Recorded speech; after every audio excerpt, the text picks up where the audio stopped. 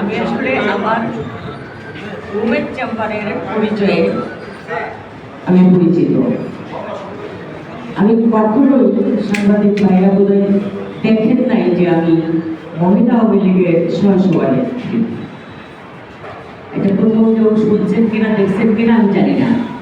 আমি কোনো মিটিংয়ে কোনো জায়গায় কোথাও আমি আমার সহসভাপতি মহিলা আওয়ামী লীগ এই কথাটা বলিনি।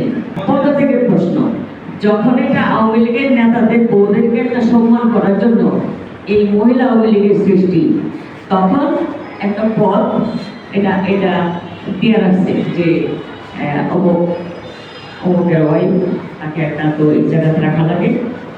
আমি কখনো কোনোদিন আওয়ামী লীগ অফিসে যাই নাই, কোনো মিটিংয়ে যাই নাই, কোনো মিছিলে যাই নাই।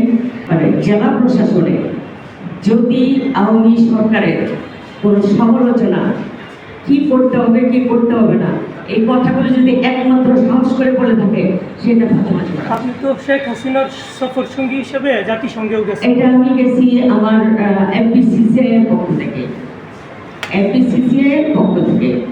আমি যেহেতু এফবিসিসিআই করি জিবি মেম্বার, তো আমাকে যদি তারা সিলেক্ট করে তাহলে আমাকে যেতেই হবে। কথাটা নিয়ে তখনকার সময়েও কথা বলছি। আমি মহিলা আওয়ামী লীগের সেক্রেটারি, তাকে আমি বলছি যে আমাকে ওই জায়গা থেকে বাদ দিয়ে দেওয়ার জন্য। তখন সে বলছে যে 2 বছর পরে তো আপনি বাদ, নির্বাচন না হলে, তাহলে নির্বাচন যেহেতু নাই তো সেভাবে এটা রয়ে গেছে। কালার এক্সপার্ট, জর্জ স্যাপ এবং মাইল্ড অন হ্যান্ডস টেকনোলজি সমৃদ্ধ অরিক্স ক্রিস্টাল ওয়াশ আপনার লন্ড্রি এক্সপার্ট। আমি যেহেতু কম রাজনীতি দিয়ে জীবন শুরু করেছিলাম, আমি তো অলওয়েজ ওই জায়গাটাই বিলং করি আমার মাথায়।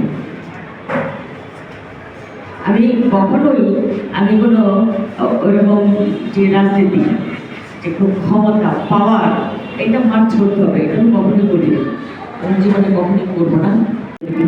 কোনোদিনই যাইনি আমি, কোনোদিনই আমাকে দেখছেন সাংবাদিক ভাইরা কেউ আমাকে